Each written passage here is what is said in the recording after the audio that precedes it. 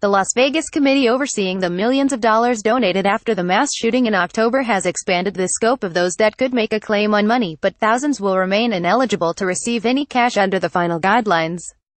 Scott Nielsen, chairman of the Las Vegas Victims Fund Committee, says the fund has $22 million, but that the large number of those affected by the mass shooting makes it impossible to provide everyone with a cash payout. It is our desire to recognize and honor all of those whose lives have been forever altered as a result of the horrific events of the 1st of October, and we recognize the incredible needs of those experiencing psychological trauma, Nielsen said in a statement Friday. The overwhelming number of victims prevents us from providing individual monetary payments to those suffering psychological trauma, though we are committed to identifying mental health services to assist this critical segment of the survivor population, he added.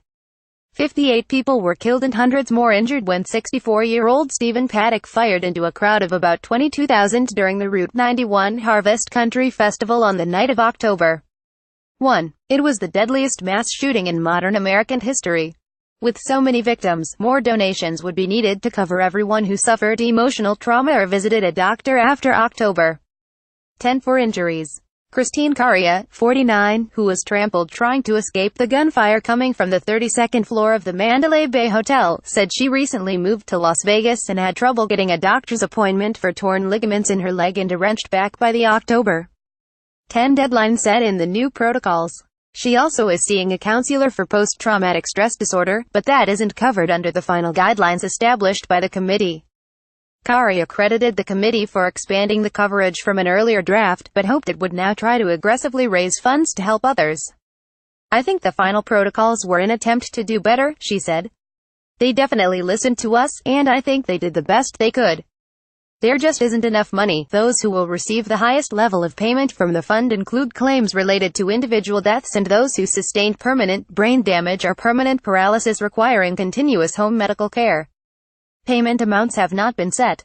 The second level will include people physically injured on or before October 10 who were hospitalized between the night of the shooting and Dec.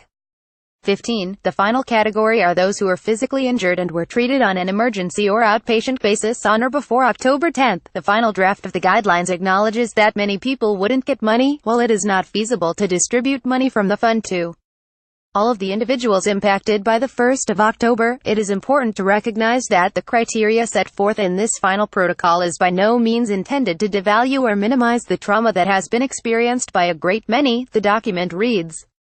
The $22 million raised lags behind donations made after the Pulse nightclub shooting in Orlando, Florida, in 2016. 49 people were killed and nearly 60 wounded. The One Orlando Fund disbursed $27 million, with more than $17 million going to families of those who died in the massacre. Those who spent time in a hospital were eligible for between $65,000 and $300,000, but unlike the Las Vegas Victims Fund, 186 people who were present at the nightclub but weren't hospitalized for injuries received $25,000 each. The Arrowhead United Way's fund for the San Bernardino shooting in 2015 that left 14 dead and 24 injured had $2.4 million to distribute to victims. Relatives of those who died got $140,000 and the 24 injured got a base amount of $5,000, plus $1,000 for each night spent in a hospital. There were 37 others present during that shooting, and each was eligible for $2,993. Experts have said the Las Vegas shooting came as the nation was reeling from 3 hurricanes that hit Texas, Florida, and Puerto Rico and the wildfires that devastated Northern California. A mass shooting in Texas may have also contributed to compassion fatigue and an overwhelming news cycle that pushed the Vegas shooting out of the spotlight more quickly than normal. Nielsen says the committee is accepting donations through the end of January. Caption David.Montero at LawTimes.com Twitter at Dave Montero Las Vegas Strip Shooting United Way